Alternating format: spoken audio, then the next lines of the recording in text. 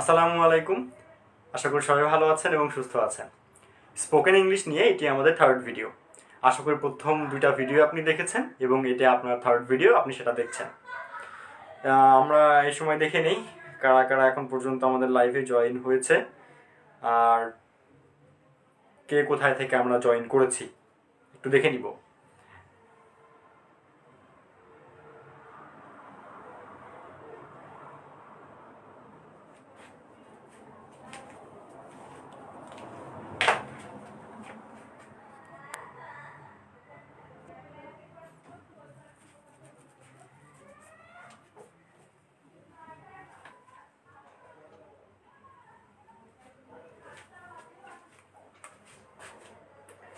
আচ্ছা, আমাকে একটু জানাবেন যে সাউন্ড এবং ভিডিওটা ক্লিয়ার আছে কিনা। প্লিজ একটু জানান কমেন্ট করে যে সাউন্ড এবং ভিডিওটা আপনাদের কাছে ক্লিয়ার আছে কিনা। তাহলে হয়তো আমি বুঝতে পারবো আপনাদের বুঝতে কোনো সমস্যা হচ্ছে না। দেন ইট উইল বি পারফেক্ট।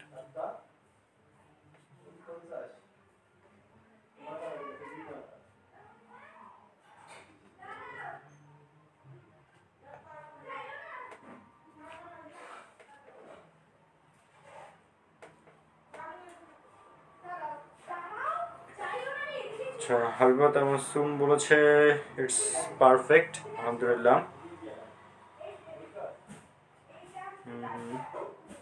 আজাব বলছে পারফেক্ট, আচ্ছা আলহামদুলিল্লাহ। তো ঠিক আছে, আমরা আমাদের লাইভটা শুরু করে দিয়েছি অনেকক্ষণ আগে, যদি বা বলছি। আমরা এখন পর্যন্ত দুইটা ক্লাস করেছি। একটা ছিল হাই হ্যালো নিয়ে, সেকেন্ডটা ছিল গ্রিটিংস নিয়ে। আর সেকেন্ড ক্লাসে লাস্টের দিকে আমি বলেছিলাম যে আমরা নেক্সটে ক্লাস করব কনভারসেশনটা কীভাবে আমরা পারফেক্ট করতে পারি। আর কনভারসেশনের জন্য যেই নিডসগুলো আমাদের আছে, যে কোয়েশ্চেন করা এবং কোয়েশ্চেনের আনসারটা করা, সেই বিষয়টা নিয়ে আমরা পারফেকশন আজকে নিয়ে আসবো। তাই আমি চাবো আপনারা লাইভটা শুরু থেকে শেষ পর্যন্ত দেখবেন এবং খুঁটিনাটি সব কিছু শিখে ফেলবেন ইনশাআল্লাহ। তাহলে আমরা শুরু করি।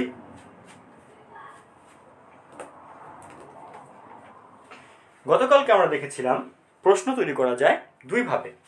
একটা হলো WH কোয়েশ্চেন্স, আর একটা হলো অক্সিলারি ভার্ব দিয়ে তৈরি কোয়েশ্চেন্স।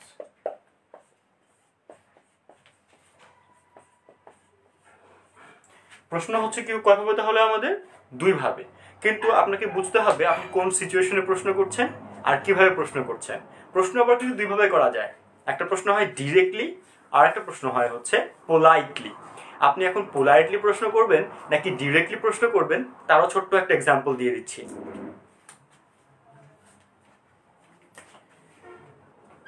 আপনি ডিরেক্টলি কাউকে প্রশ্ন করছেন হোয়াটস ইওর নেম, যেমন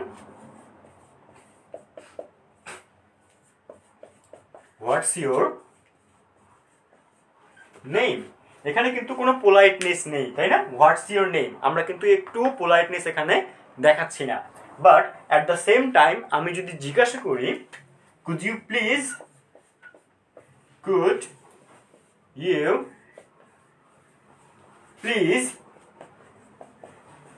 টেল me your name, could you please tell me your name. এখন আপনি আমাকে বলুন, বা যারাই ভিডিওটা দেখছেন, লাইভটা দেখছেন, তারাই আমাকে বলুন যে এই প্রথম প্রশ্নটা যা আছে হোয়াটস ইউর নেম, আর দ্বিতীয় প্রশ্নটা যা আছে আমাদের এখানে could you please tell me your name, এই দুইটা প্রশ্নের মধ্যে কোনটা আপনার কাছে পোলাইট মনে হচ্ছে, প্রথমটা নাকি দ্বিতীয়টা? একটু আমাকে কমেন্ট করে জানান দেখি আপনাদের কাছে কোনটা পোলাইট মনে হচ্ছে।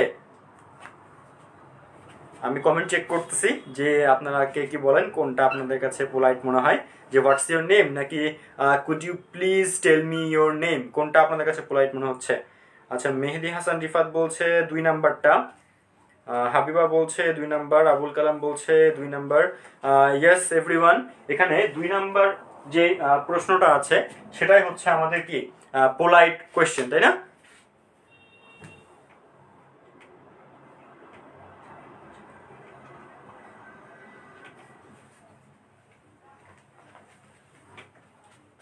আচ্ছা, তাহলে আমরা আগে দেখি কোয়েশ্চেন আমরা ফর্ম করব কিভাবে। লাইক আমরা প্রথমে দেখব হচ্ছে WH কোয়েশ্চেন আমরা কিভাবে ফর্ম করব, সেকেন্ডলি আমরা দেখব অক্সিলারি কিভাবে ফর্ম করব, অ্যান্ড দেন আমরা যাব হচ্ছে ডিরেক্ট কোয়েশ্চেনে এবং পোলাইট কোয়েশ্চেনে। ওকে,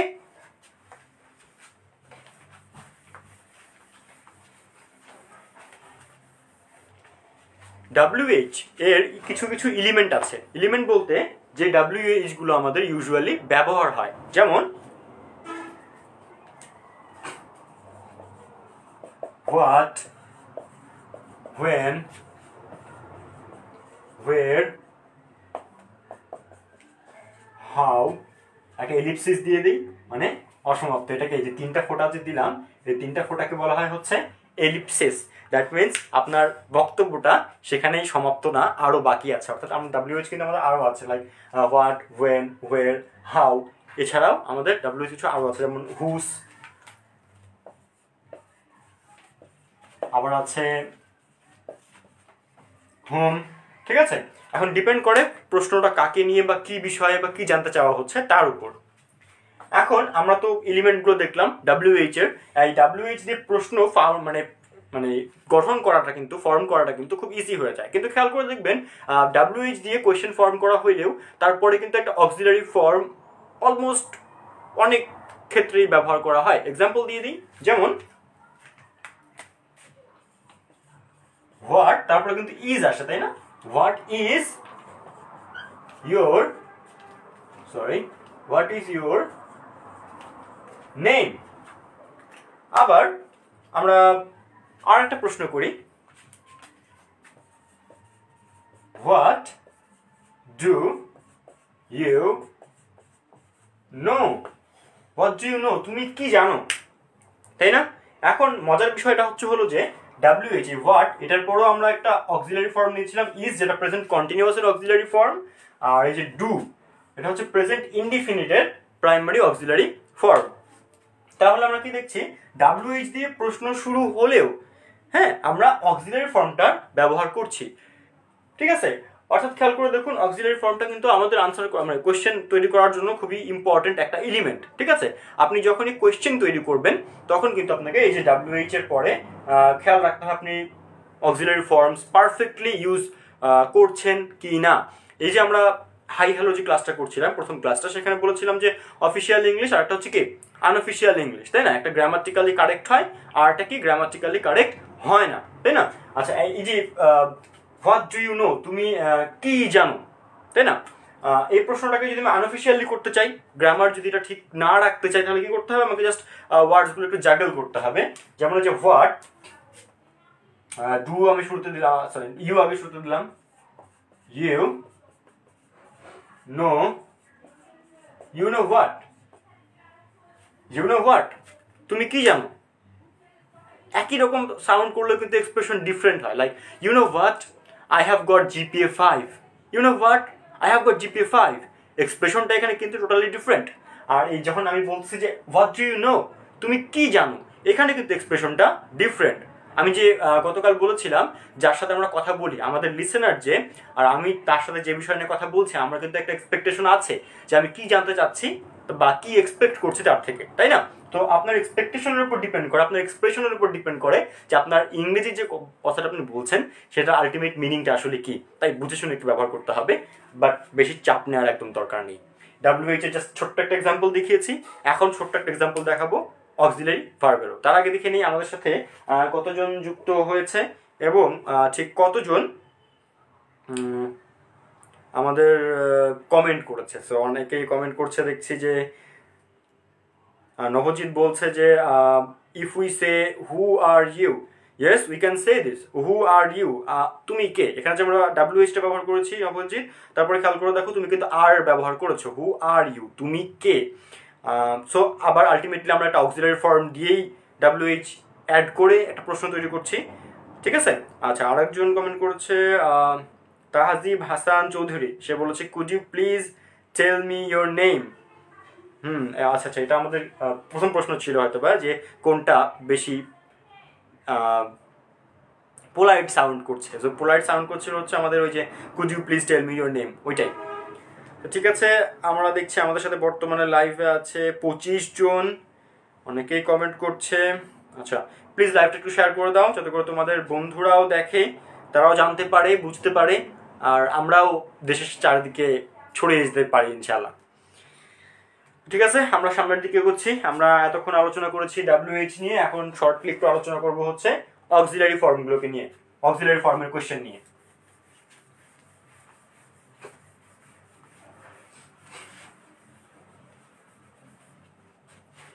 এখন অক্সিলারি ফর্মে যাওয়ার আগে ছোট একটা মিস্টেকের ব্যাপারে আমরা কথা বলি। মিস্টেকটা হচ্ছে ঠিক এরকম যে আমরা যে কোয়েশ্চেনে পরীক্ষা দিই সেই কোয়েশ্চেনে দেখি যে আমাকে প্রশ্ন করা হয়েছে একভাবে একটা টেন্সে, আমি উত্তর করছি আরেকভাবে, তাই না? এক্সাম্পল দিচ্ছি, when has he gone, কখন সে গিয়েছে, when has he gone, ঠিক আছে? নাম্বার 1, বাট এর আনসারে অনেকে লিখে he went out, সে বাইরে গেছে, he went out at 9 PM। খেয়াল করে দেখুন, এই যেখানে প্রশ্ন কিভাবে করেছিলাম, হ্যাজ দিয়ে একটা এই অক্সিলারি ফর্মটা, যেটাকে বলা হচ্ছে প্রেজেন্ট পারফেক্টের প্রাইমারি অক্সিলারি ফর্ম। সো এখানে প্রশ্ন করলাম প্রেজেন্ট পারফেক্টে, আমাকে আনসার করা হলো ওয়েন দিয়ে, দ্যাট মিনস আমাকে আনসার করা হলো পাস্ট ইনডিফিনিট টেন্সে, বাট প্রশ্ন কিন্তু আমি করেছিলাম প্রেজেন্ট পারফেক্ট টেন্সে, তাই না? সো সেই ক্ষেত্রে এখানে আনসারটা কিভাবে হতো, he has gone, he has gone দিয়ে আমাদের এখানে আনসারটা হতো। আর একটা জিনিস এখানে খেয়াল করার মতো কিন্তু আছে, যেমন গতকালকে বলেছিলাম যে subject plus verb plus object, তাই না? এই subject plus verb plus object এটা হচ্ছে আমাদের সেন্টেন্সের বেসিক স্ট্রাকচার। কিন্তু কোয়েশ্চেন যখন আমরা তৈরি করি সেখানে কি হয়েছে, প্রথমে আমাদের WH এসেছে, তারপর আমাদের এখানে একটা অক্সিলারি ভার্ব এসেছে, তারপরে আমার সাথে সাবজেক্ট, তারপরে আমাদের এখানে দেখা আছে মেইন ভার্ব, তাই না? So subject plus verb plus object কিন্তু ব্যাপারটা একটু চেঞ্জ হয়ে গেছে মানে কোয়েশ্চেনের ক্ষেত্রে, বাট আনসারটা খেয়াল করে দেখুন তো, সাবজেক্ট প্রথমে এসেছে হি ওয়েন বা হ্যাজ, যে অক্সিলারি ফর্ম, তারপরে মেইন ফর্ম বা হ্যাজ গন, তাই না? মানে আনসার করার ক্ষেত্রে যখন আমরা একটা স্টেটমেন্ট দেই, স্টেটমেন্টে কিন্তু সাবজেক্ট ভার্ব অবজেক্ট এই এগ্রিমেন্টটা যদি আমরা মেনে চলি, আমাদের আনসার করার ক্ষেত্রে ভুল হবে না। কিন্তু ইন্টারোগেটিভ যে সেন্টেন্সটা আছে সেটার প্যাটার্ন কিন্তু ডিফারেন্ট, রাইট? এই বিষয়ে আমি আগেও বলেছিলাম, আর আগেও দেখিয়েছিলাম প্রুফটা, এখন আর একবার দেখিয়ে দিলাম। তাই এই মিস্টেকটা করা যাবে না, আমাদেরকে খেয়াল করতে হবে যে যে প্রশ্নটা আমাদেরকে করা হয়েছে কোয়েশ্চেনে, সেই কোয়েশ্চেনটা আসলে কোন টেন্সে ছিল। এটা খুবই ইম্পর্টেন্ট একটা জিনিস, যখন আমরা রিটেন এক্সাম অ্যাটেন্ড করি তখন রিটেন এক্সামে কিন্তু আমাদের একটু মাথা ঠান্ডা রেখেই পড়ে দেখতে হবে যে টেন্সটা আসলে কোন টেন্স, অ্যান্ড ওই টেন্সের উপর ডিপেন্ড করে কিন্তু আপনাকে আনসারটা লিখতে হবে। আর এখানে কিন্তু অনেক ভুল আমরা করে ফেলি। ইনশাল্লাহ আজকের পরে আপনি যে ব্যাপারটা জানলেন, আজকের পরে আপনি আর ভুল করবেন না। যাই হোক, এখন আমরা ফর্ম করব, মানে অক্সিলারি ফর্ম দিয়ে কোয়েশ্চেন্স।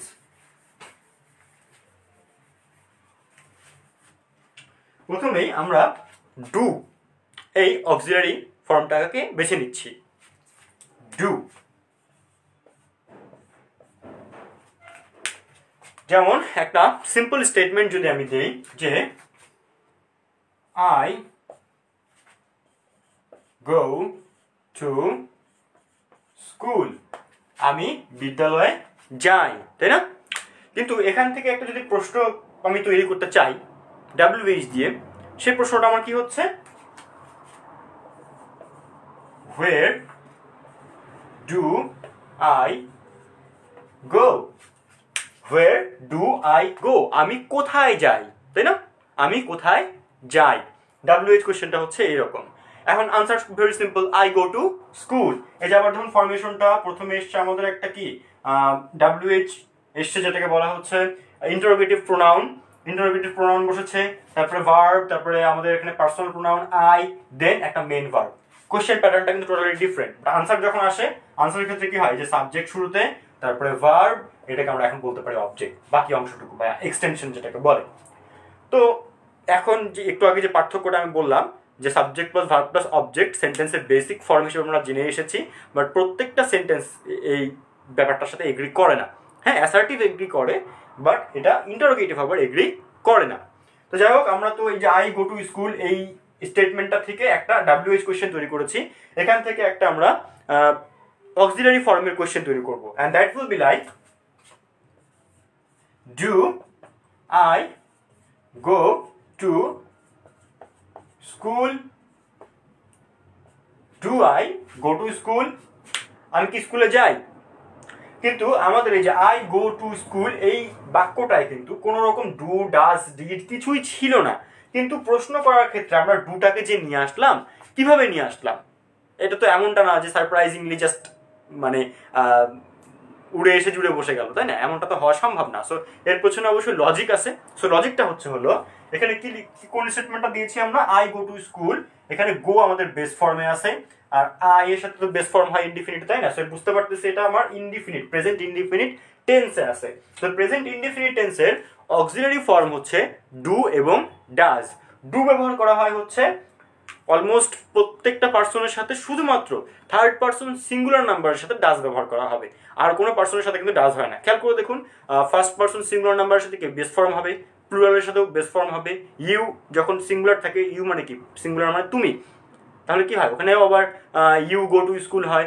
আবার ইউ এর যে প্লুরাল ফর্ম আছে, যে ইউ মানে তোমরা, সেই ইউ মানেও কি ওখানেও কিন্তু গোই বসবে, ইউ গো, তোমরা স্কুলে যাও। আবার দেখা যাচ্ছে যে আমরা দে যদি বলি, third person plural number, they go to school, they goes কিন্তু কখনো হয় না, এই ভুলটা করবেন না, দে গোজ হয় না।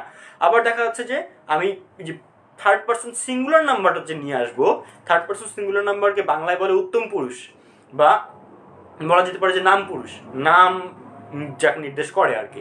এখন রহিম হচ্ছে একটা নাম, এই নামটার প্রোনাউন হবে হচ্ছে হি, ঠিক আছে, সর্বনাম হবে হচ্ছে হি। এখন he goes to school because this is third person singular number. মনে রাখতে হবে, থার্ড পার্সন সিঙ্গুলার নাম্বারের পরে ভার্বের সাথে এস বা ইএস যুক্ত হয় প্রেজেন্ট ইনডিফিনিট টেন্সে। যাই হোক, গ্রামারে অত বিশদ আলোচনায় আমরা না যাই, আমরা প্রশ্ন তৈরি করা শিখছি, সেখানে একটু আরো ভালো করে ফোকাস করি। সো এখানে আমরা কি লিখেছি, do I go to school, আমি কি স্কুলে যাই? এটার আনসার কি হবে? এটার আনসার হবে simply yes I go to school. হ্যাঁ, আমি স্কুলে যাই, হ্যাঁ আমি স্কুলে যাই। তো এখন আমাকে একটু শর্টলি জানিয়ে দেন যে এখন পর্যন্ত যে কোয়েশ্চেন যতটুকু আমি আলোচনা করেছি, এইটুকু আপনারা এই কনসেপ্টটুকু আপনারা ভালোভাবে বুঝতে পেরেছেন কিনা, বা কোনো সমস্যা আছে কিনা, প্লিজ একটু তাড়াতাড়ি জানাবেন, তাহলে আমরা আরো মুভ করতে পারবো সামনের দিকে। So please quick. আচ্ছা, কমেন্টগুলো একটু দেখে নিব সবার। মারিয়া আপু বলছে হ্যালো ভাইয়া, হাই আপু। জাকিয়া সুলতানা বলছে watching, Zakia Sultana is watching, thanks for watching our live. Jayanta Roy saying hi ভাইয়া, hello. Jayanta has been one of my students. He is still, but we are not currently together in our coaching. Okay, so there are lots of comments, but I want to know, is this concept properly clear for you or not? Habiba is saying yes bhaiya, it is yes bhaiya, yeah, she is saying yes. Abul Kalam is saying yes. Okay, thanks for your yes. I guess you guys have understood what I was trying to mean. আচ্ছা, তো ঠিক আছে, আমরা সামনের দিকে move করি। এতক্ষণ পর্যন্ত আমরা দেখলাম WH এবং অক্সিলারি ফর্ম দিয়ে তৈরি কিছু প্রশ্ন। এখন আমরা তো ডাজের কথা বললাম, তো ডাজ দিয়ে একটা প্রশ্ন তৈরি করে ফেলি নাকি?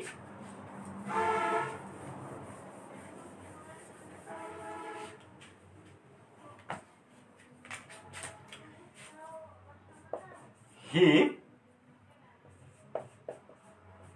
works in a factory. He works in a factory. সে একটি ফ্যাক্টরিতে কি করে? কাজ করে।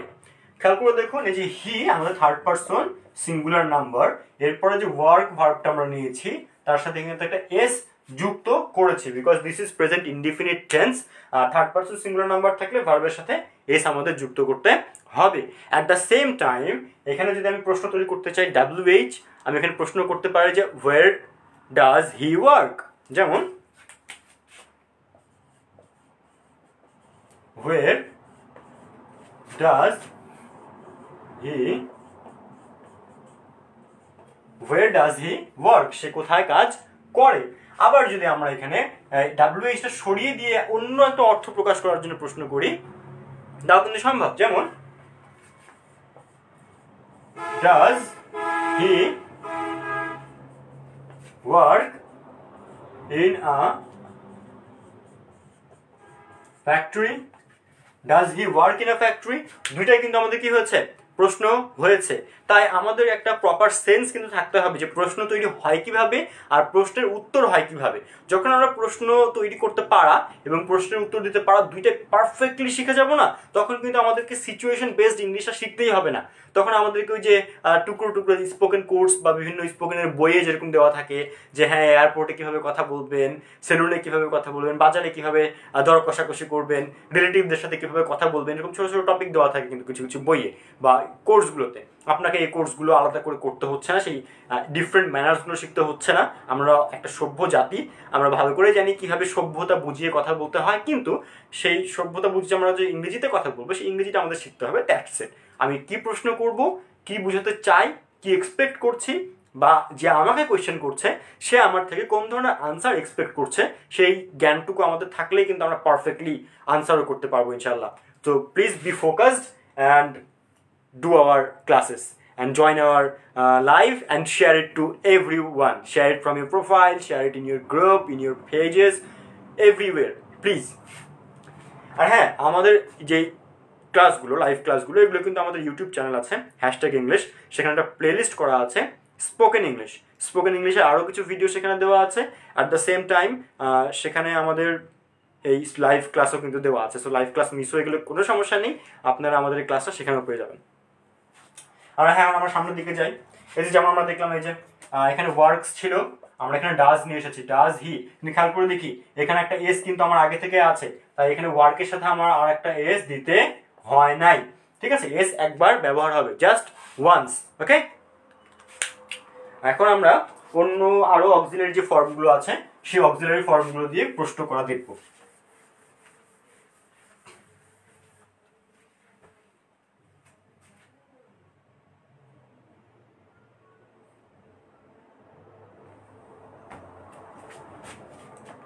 এখন আমরা দেখি am, is, are, এই তিনটা প্রাইমারি অক্সিলারি ফর্ম দিয়ে আমরা কিভাবে প্রশ্ন তৈরি করতে পারি। ওয়েল, প্রশ্ন তৈরি করার আগে একটা বিষয় আমরা আরেকটু শিওর হয়ে নেই যে আমরা কমপ্লিমেন্ট এবং অবজেক্ট এই বিষয়ে কিন্তু কথা বলেছিলাম আমাদের গত লাইভে। এখন সে বিষয়ে আবার শর্টলি একটু বলবো। এখন খেয়াল করে দেখুন,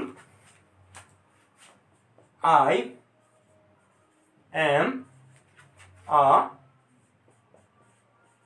student, I am a student। এই am জিনিসটা, মানে am এই ওয়ার্ডটা কিন্তু প্রেজেন্ট কন্টিনিউয়াসের অক্সিলারি ফর্ম। কিন্তু কন্টিনিউয়াস মানে হচ্ছে হলো কি, ভার্বের সাথে একটা আইএনজি যুক্ত হবে, মেইন ভার্বের সাথে কি হবে, আইএনজি যুক্ত হবে। কিন্তু এখানে am এর পরে আমাদের কি আছে, এ আছে, আর এ হচ্ছে আমাদের আর্টিকেল অ্যাডজেক্টিভের একটা অংশ। সো আমাদের কি দেখতেছি, আমরা এই প্রাইমারি অক্সিলারি ফর্মের পরে আমাদের অ্যাডজেক্টিভ আছে, কোনো ভার্ব নেই। ভার্ব থাকলে কি হইতো, ভার্বের আইএনজি হইতো, আর ভার্বের আইএনজি হলো তখন শুধুমাত্র সেটা কন্টিনিউয়াস হতো। যেমন I am studying, আমি পড়াশোনা করছি। I am studying, স্টাডি একটা ভার্ব ছিল, তার সাথে আমরা কি করেছি, আইএনজি যুক্ত করেছি। এখানে আমরা কি করেছি, আমরা am দিয়েছি, তাই না? সো এই আমটার পরে যখন ভার্বের সাথে আইএনজি যুক্ত হবে শুধুমাত্র তখন হবে কন্টিনিউয়াস টেন্স। আদারওয়াইজ যদি আমরা দেখি am এর পরে অ্যাডজেক্টিভ আছে, তাহলে কিন্তু সেটা অ্যাটলিস্ট কন্টিনিউয়াস হচ্ছে না। পরে দেখতে হবে কোনো কমপ্লিমেন্ট আছে কিনা। একটা কমপ্লিমেন্ট আছে না, যে I am a student, যখন ওপর একটা নাউন আমাদের সাবজেক্টের আর একটা পরিচয় হয়ে দাঁড়ায় তখন তাকে কি বলে, তার কমপ্লিমেন্ট বলে, রাইট? It's a complement. তো এই যে কমপ্লিমেন্টটা আমাদের আছে, তো এটা কিন্তু প্রেজেন্ট ইনডিফিনিট টেন্সকে ইন্ডিকেট করছে, এটা কিন্তু প্রেজেন্ট কন্টিনিউয়াস টেন্সকে ইন্ডিকেট করছে না। অ্যান্ড হোয়াই সো, কেন করছে না? আমরা দেখলাম একটু আগেই যে I am studying, ভার্বের সাথে আইএনজি অ্যান্ড এরপরে কোনো ভার্বই নেই। সো এই ছোট্ট পার্থক্যটুকু বোঝাটা কিন্তু খুব জরুরি। আই গেস আপনারা বুঝতে পেরেছেন। সো একটু দেখি আপনারা বুঝতে পেরেছেন কিনা, কমেন্টস করুন যে আপনারা বুঝতে পেরেছেন কিনা, yes or no, anything please. আচ্ছা, জয়ন্ত বলছে ভাইয়া কেমন আছো? আলহামদুলিল্লাহ ভাইয়া আমি অনেক ভালো আছি, আই হোপ তুমিও অনেক ভালো আছো। অ্যান্ড এক্সাম শেষ হইলে আপনার সব ক্লাসই দেখবো আশা করি। আচ্ছা, এক্সাম শেষ হোক বা না হোক তুমি তাও দেখতে পারো, তোমার এক্সাম সাকসেস, তোমার এখন উচিত হবে তোমার এক্সামসে ফোকাস করা। when your exams are done then you can come on our page, on our YouTube channel, you will get these classes again and again. I mean যতবার তোমার ইচ্ছা ততবার তুমি দেখতে পারো, কোনো সমস্যা নেই। right now you have to focus on your exams. Whoever is watching this video, if you have exams, focus on that. Yes, focus on that. আচ্ছা, হাবিবা খুবই অ্যাক্টিভ একজন আমাদের মেম্বার, সে বলছে যে ইয়েস ভাইয়া কোনো সমস্যা নাই। আবুল কালাম আমাদের অনেক একজন কনসিস্টেন্ট অডিয়েন্স, সেও বলছে যে হ্যাঁ ভাইয়া কোনো সমস্যা নাই। আচ্ছা আলহামদুলিল্লাহ, তাহলে আমরা আরও সামনের দিকে যাই নাকি, আর বেশিক্ষণ আমরা থাকবো না। সো আমরা কোয়েশ্চেন ফর্ম করা শুরু করে দিই।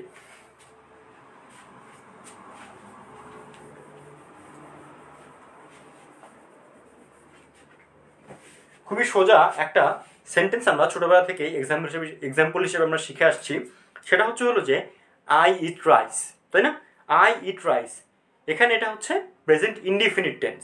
বাট এখন যদি আমি বলি I am eating rice, I am eating rice, এই আই অ্যাম ইটিং রাইস মানে হচ্ছে আমি ভাত খাচ্ছি, কাজটা এখন আমার চলছে, তাই না? তো এখন এখান থেকে আমরা প্রশ্ন কিভাবে তৈরি করতে পারি? প্রশ্ন তৈরি করতে পারি ঠিক এভাবে, যেমন what am I eating, what am I eating, আমি কি খাচ্ছি?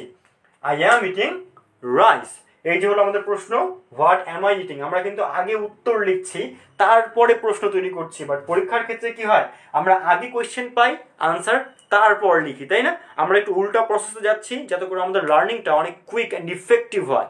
আমি যখন আগে থেকেই জানবো যে আমার প্রশ্নটা কি হবে, আমি কিন্তু উত্তরের জন্য কি প্রস্তুত থাকবো না। এজন্য আমি বারবার একটা কথা বলছি যে আমাদের যারা লিসেনার, তারা আমাদের কাছে যেমন এক্সপেকটেশন রাখে যে প্রশ্নটা তারা করে সেই কোয়েশ্চেনের থ্রু এক্সপেকটেশনটা যেন আমরা কমপ্লিট করতে পারি, সেটা আমাদের দেখতে হবে। অ্যাট দ্য সেম টাইম আমরা যখন কোয়েশ্চেন করবো আমাদের এক্সপেকটেশন থাকবে, আমরা এক্সপেক্ট করি যে সে আমার এক্সপেকটেশনটা কমপ্লিট করবে। So here we are, what am I eating, WH question. এখন আমরা এখানে অক্সিলারি কোয়েশ্চেন করব, অ্যাম আই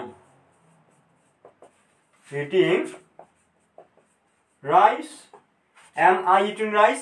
একটা জিনিস খুবই সূক্ষ্মভাবে খেয়াল করে দেখুন, এই যে অ্যামটা যে আমরা নিয়ে এসেছি, অক্সিলারি ফর্মটা কিন্তু আমরা শুরুতে বসাচ্ছি।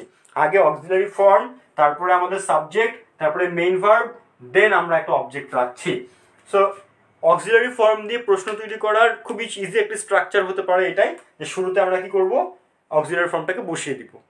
আমি কিন্তু ওই যে subject plus verb plus subject plus V3 plus subject again, মানে এই স্ট্রাকচারাল ব্যাপারগুলো কিন্তু করাবো না। মানে এত স্ট্রাকচার আমাদের স্কুলে পড়ায়, আমরা পড়েছি আমাদের লেভেলে, যে এত স্ট্রাকচার পড়তে যেয়ে আমরা কিন্তু স্পোকেন ইংলিশটা পারফেক্টলি শিখতে পারি নাই। যে বইগুলো আমাদের পড়ানো হয়েছিল আমি মনে করি সেগুলো ইনাফ ছিল, যদি টিচাররা আমাদের পারফেক্টলি গাইড করতো, রাইট দেন।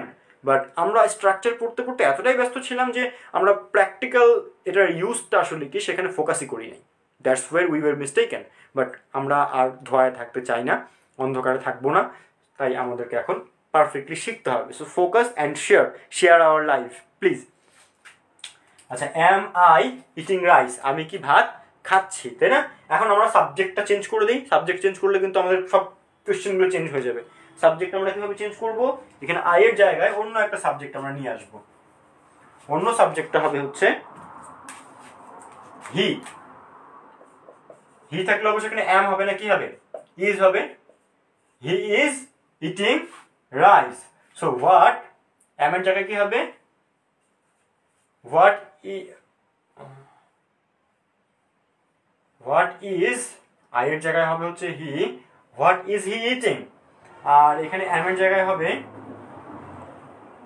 ইজ, আই এর সাবজেক্টের জায়গায় হবে হি।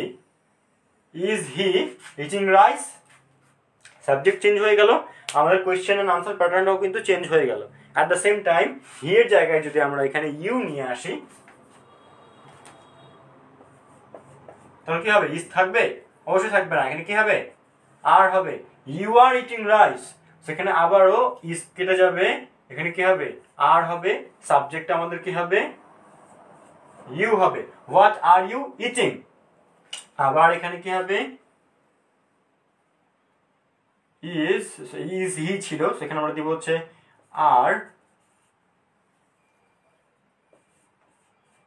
আর ইউ ইটিং রাইস পারো, অবশ্যই একটা সমাধান দেওয়া হবে। আচ্ছা আচ্ছা, হাবিবা বলছে ভাইয়া আরো অক্সিলারি ফর্ম কি আছে?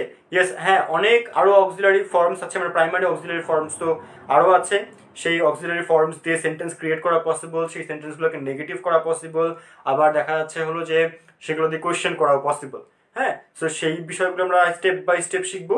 আজকে আমরা দেখলাম হচ্ছে প্রেজেন্ট ইনডিফিনিট এবং প্রেজেন্ট কন্টিনিউয়াসের যে অক্সিলারি ফর্মগুলো আছে, সেই অক্সিলারি ফর্ম দিয়ে কোয়েশ্চেন কিভাবে তৈরি করতে হয়, অ্যান্ড সেই কোয়েশ্চেনগুলোরই আবার আনসার আসলে কীরকম হবে। সো এই আমরা যদি যে দুইটা টেন্স শিখলাম, এই দুইটা টেন্স ওয়াইজ যদি সেন্টেন্স গঠন করি, আর এই টেন্স ওয়াইজ যদি আমরা মানে কোয়েশ্চেনগুলো দিয়ে আনসার করার চেষ্টা করি, I guess that would be enough for our learning. আস্তে আস্তে আমরা আমাদের লেভেল বাড়াবো, আর আরও ইফেক্টিভ বিষয়গুলো শিখবো, অ্যান্ড একসময় পারফেকশন নিয়ে আসবো ইনশাল্লাহ। So this was it for this time. Next time আমরা প্রেজেন্ট ইনডিফিনিট টেন্স আরও একটু ক্লিয়ারলি শিখবো, অ্যান্ড পরে যে প্রেজেন্ট পারফেক্ট আছে, পারফেক্ট কন্টিনিউয়াস আছে, সেগুলোও শিখে নিব ইনশাল্লাহ। তাই আজকে শেয়ার করেছেন, কমেন্ট করেছেন, অসংখ্য ধন্যবাদ আপনাদের সবাইকে। আশা করি নেক্সট টাইম যে লাইভটা হবে সেখানেও আপনারা মানে শেয়ার দিবেন, রিয়াক্ট করবেন, অ্যান্ড কমেন্টস করবেন, অ্যান্ড ইউটিউব চ্যানেলটা অবশ্যই সাবস্ক্রাইব করবেন। অ্যান্ড আর কি বলবো, আর কিছু বলার নেই। সো নেক্সট ক্লাসটা হচ্ছে আমাদের কবে? আজকে হচ্ছে বুধবার, কালকে বৃহস্পতিবার, কালকে আমাদের অফ আছে, শনিবারে আমরা আবার রাত 9টার দিকে উপস্থিত হবো ইনশাআল্লাহ। আসসালামু আলাইকুম, আল্লাহ হাফিজ।